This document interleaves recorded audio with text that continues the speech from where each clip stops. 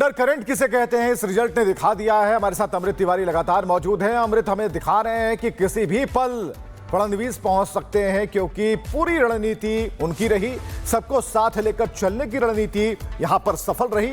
और सबसे बड़ी बात कि उन्होंने एक कुशल नेतृत्वकर्ता के तौर पर खुद को स्थापित भी कर लिया इस सिलेक्शन के बाद, इन नंबरों के बाद। अमृत।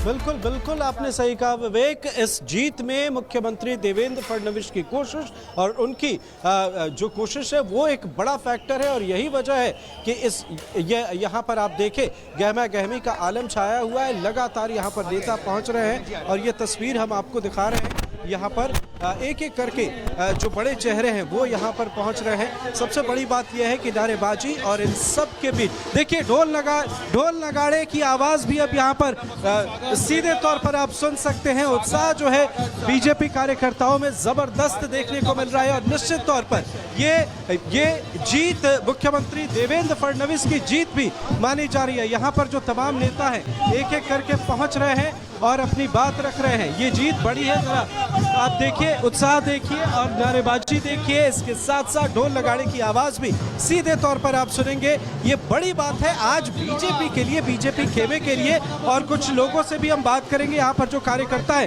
प्रमोद जी, आप तस्वीरें दिखाते रहिए, लेकिन आप बताइए क्या बड़े फैक्टर हैं इस चुनाव में। अभी थोड़ी देर में मुख्यमंत्री भी पहुंचेंगे, ढोल नगाड़े की आवाज़ भी हम सुन रहे हैं। सबसे बड़ा फैक्टर क्या रहा? फैक्टर सबसे बड़ा वही है कि हमने विकास की राजनीति की बात की और विपक्ष ने जो है बांटने की राजनीति की बात की।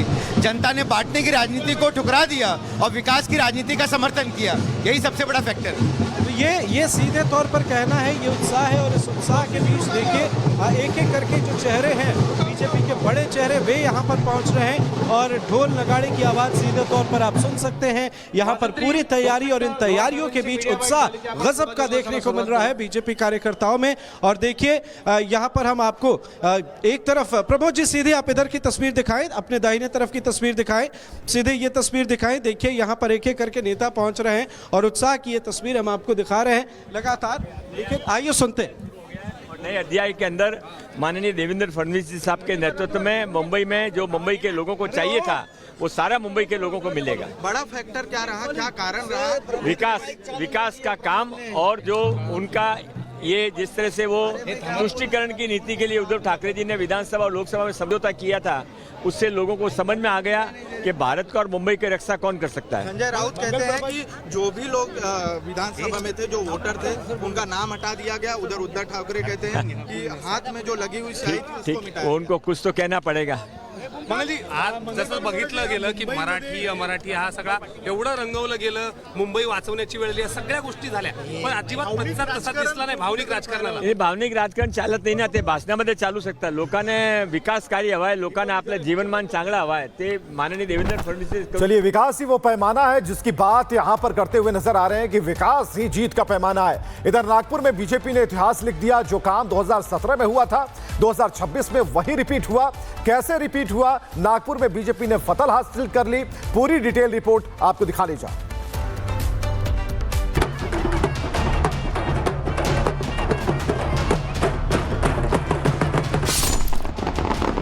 नागपुर वो जगह है जिसे बीजेपी का गढ़ कहा जाता है। बीजेपी का ये अभेद्य किला है जिसे भेदना नामुमकिन सा हो गया है। बीजेपी ने नागपुर में फिर परचम लहरा दिया है। कार्यकर्ता खुशी से झूम रहे हैं। जीतने वाले उम्मीदवार गदगद हैं। नागपुर में बीजेपी ने एक बार फिर कमल खिलाया। 2017 में बीजेपी ने नागपुर में क्लीन स्वीप कर जीत हासिल की थी।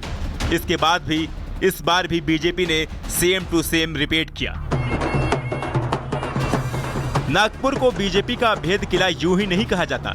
इसके पीछे कई फैक्टर हैं जो बीजेपी को मजबूत बनाते हैं। महाराष्ट्र के मुख्यमंत्री देवेंद्र फडणवीस का होम ग्राउंड नागपुर है। केंद्रीय मंत्री नितिन गडकरी भी इसी नागपुर से आते हैं, जबकि इसी नागपुर में राष्ट्रीय स्वयंसेवक संघ यानी आरएसएस का मुख्यालय है। इस कॉम्बिनेशन से बीजेपी ने जीत हासिल कर ली है। बीजेपी को जीत ऐसे मिली कि विरोधी दूर दूर तक पस्त नजर आ रहे हैं। नागपुर की सत्ता में बीते 15 सालों से बीजेपी का कब्जा है। पिछले 3 बार से नागपुर में बीजेपी लगातार अपना मेयर बनाती आई है और इस बार भी जीत का चौका लगाकर बीजेपी ने इतिहास लिख दिया है। नागपुर में बीजेपी शिंदे गुट के साथ मिलकर चुनावी मैदान में थी, जबकि विपक्ष में बिखराव था। उद्धव गुट की शिवसेना, कांग्रेस, एनसीपी, शरद गुट सब अलग अलग चुनाव लड़ रहे थे। नतीजा ये हुआ, इस बार भी नागपुर में फडणवीस और गडकरी का जादू बरकरार रहा। बीजेपी की इस महाजीत ने नागपुर में इतिहास लिख दिया है। Bureau report, Republic Bharat. तो अमृत तिवारी इस वक्त हमारे साथ मौजूद हैं और सत्यप्रकाश भी मौजूद है। सत्यप्रकाश, उस पल का इंतजार हो रहा है जब देवेंद्र फडणवीस पूरे दलबल के साथ सबको दिखाते हुए, विजय का परचम लहराते हुए प्रदेश मुख्यालय में आएंगे। और ये सबसे ब्रेकिंग न्यूज, जो पहली खबर है, रिपब्लिक भारत पर आप ही फोड़ेंगे। हमें ये जानकारी चाहिए कि आखिर कितनी देर। देखिए, कुछ ही समय बाद निकलने वाले हैं। मैं तस्वीरें दिखा रहा हूँ किस तरह से उनका जो रेसिडेंस है, वर्षा है, वहाँ पर आशीष शेलार मौजूद है, मंत्री हैं और कई लोग मौजूद हैं। अंदर लगातार बैठक का दौर शुरू हो चुका है और यहाँ से निकलेंगे, सीधे वर्षा जाएंगे। पूरा काफिला तैयार है, बस निकलने की देरी है। 4 बजे का वक्त समय दिया गया है कि 4 बजे प्रदेश कार्यालय में पहुँचेंगे, लेकिन जो बताया जा रहा है कि लगभग 4 से 4:15 के बीच में प्रदेश कार्यालय पहुंचेंगे। तैयारियां हो चुकी है, वहां पे कार्यकर्ता पहुंच रहे हैं, नेता पहुंच रहे हैं, जश्न की शुरुआत हो गई है वहां पर। लेकिन यहां से तुरंत निकलने के बाद लगभग यहां से पहुंचने में सिर्फ 5 मिनट लगेगा वहां पे प्रदेश कार्यालय पहुंचने को मुख्यमंत्री को। तो कहीं ना पूरी तैयारियां हो चुकी है जीत का जश्न मनाने के लिए। जिस तरह से महायुति की जीत हुई है, बीजेपी की जीत हुई है, उसके बाद सीएम थोड़ी देर बाद यहां से निकलने वाले हैं। उनके साथ आशीष शेलार है जो कि बीजेपी नेता है, और कई नेता मौजूद है जो वर्षा के अंदर मौजूद है, घर पे मौजूद है। लगातार लोग बधाई दे रहे हैं, फोन के जरिए बधाई दे रहे हैं और लोगों से लगातार बात कर रहे हैं। वहां पर जाकर जीत का जश्न मनाएंगे, वहां पे मनाएंगे। इसके अलावा दादर में जाकर बीजेपी ऑफिस में, वहां पे बीजेपी के नेता जश्न मनाएंगे। तो कहीं कहीं आज बीजेपी के नेता जगह जगह पे जश्न मनाकर कहीं कहीं जीत का ये कहीं नया आगाज शुरू करेंगे। जी बिल्कुल सत्यप्रकाश, अधिकार है उनका, ये मौका आया है, मेहनत के बाद आया है, लोगों ने भरोसा जताया है। और विपुल सुनील हम इस वक्त हमारे साथ राजनीतिक विश्लेषक के तौर पर मौजूद है। विपुल जी, जो बीजेपी नहीं सोचा था इस नंबर के बारे में, वो हो गया है। और जो तस्वीरें हैं वो कहीं ना कहीं ये बता रही हैं कि बहुत बड़ी चुनौती बीजेपी के लिए भी है, क्योंकि नंबर ज्यादा का मतलब ये नहीं कि लड्डू बांटे जाए, बल्कि काम भी करके दिखाना होगा। जी नमस्कार। निश्चित तौर पर आपको, आपके दर्शकों को नमस्कार करते हुए मैं कहना चाहता हूं, आपकी बातचीत की शुरुआत में ही जो आपने कहा है कि बीजेपी को भी इतना भरोसा नहीं था कि इस तरह का मैंडेट मिलेगा। लेकिन निश्चित तौर पर सबके लिए आश्चर्यजनक है, लेकिन आने वाले दिनों में इस मैंडेट के साथ चुनौतियां भी बढ़ेंगी। और देखने वाली बात ये होगी कि बीएमसी में के बाद क्या लंबे समय से बीजेपी जिन मुद्दों को लेकर के कहती रही है, अंदर खाने ही सही, कई बार गठबंधन में रहते हुए भी, कि बीएमसी में ये चीजें गड़बड़ हो रही है, कई बार बाहर होने के बाद मान लीजिए कि इस तरह की स्थिति बनी है, तो उसको किस तरीके से दूर करते हैं, ये चुनौती बड़ी है निश्चित तौर पर। मैं कहना चाहता हूं कि जिस तरह की महाराष्ट्र की राजनीतिक गतिविधियां जिस तरह से तेजी से बढ़ी हैं, उद्धव ठाकरे का दल आप देखेंगे कि स्वाभाविक तौर पर अपना, जिनके साथ उनका गठबंधन होना चाहिए, जिस तरह की राजनीतिक विचारधारा है, जिस लाइन पे वे चलते हैं, उस लाइन को छोड़ करके तथाकथित तौर पर दूसरे विचार परिवार के लोगों के साथ, दूसरी विचारधारा के साथ, या आप कह सकते हैं कि मतलब स्वाभाविक गठबंधन नहीं है। और जब स्वाभाविक गठबंधन नहीं है तो कई बार बड़ा कॉन्ट्राडिक्टरी उनका वक्तव्य आ रहा होता है, उन दलों के कार्य व्यवहार में और अपने भाषणों में बहुत अंतर होता है। तो वो निश्चित तौर पर कहीं ना कहीं राजग या महायुति जिसे कह रहे हैं हम वहां के सिनेरियो में महाराष्ट्र के लिए, तो ये कहीं ना कहीं उनकी सफलता के लिए ये फैक्टर बिल्कुल बिल्कुल। लेकिन एक सवाल जो सुबह से जानने की कोशिश कर रहे थे, क्योंकि हमने बिहार का इलेक्शन भी देखा, कई राज्यों के इलेक्शन देखे और इससे पहले महाराष्ट्र का भी इलेक्शन देखा।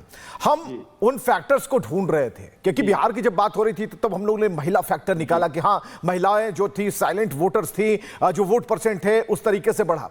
लेकिन ये जो मिनी असेंबली इलेक्शन है, इसमें सबसे बड़ा अगर फैक्टर अगर आप देखना चाहेंगे, क्या बदलाव का मूड पहले से था, या फिर जो जुगत ये लोग लगा रहे थे ठाकरे ब्रदर्स, वो काम नहीं आई, करना कुछ और चाह रहे थे, हो कुछ और गया? नहीं, निश्चित तौर पर इसमें ये कहा जा सकता है कि उनके द्वारा जिस तरह की ठाकरे ब्रदर्स के प्रयास थे वे उस दिशा में उसका उल्टा हो गया, उस तरह से नहीं हुआ। लेकिन दूसरा एक फैक्टर, बड़ा फैक्टर है कि मुख्यमंत्री फडणवीस के आने के बाद से चीजें बदल रही हैं बहुत तेजी से महाराष्ट्र में। फडणवीस को मतलब इकलौता एक तरह से मैं कह सकता हूं कि इन दिनों फडणवीस के चेहरे का जो उभार हुआ है वो महाराष्ट्र के लिए कम से कम उस चेहरे पर बहुत भरोसा जता रहे हैं लोग। और एक आपको सौम्य छवि आप देख रहे होते हैं तमाम तरह से उनके काम धाम और तमाम तरह से उनके लचीले व्यक्तित्व का, कहीं ना कहीं इसमें एक बड़ा फैक्टर है मोटे तौर पर। बिल्कुल, अपनी छवि को भी उन्होंने स्थापित किया है, अपनी रणनीतिक सूझबूझ का परिचय दिया है और यह कर दिखाया है कि 3 अलग अलग विचारधाराओं वाली पार्टियों को भी एक कर अगर चला जा सकता है। ये ट्रिक बिल्कुल यहां काम आई। आप हमारे साथ बने रहिएगा विपुल जी, और हमारे दोनों सहयोगी भी लगातार बने हुए हैं। किसी भी पल देवेंद्र फडणवीस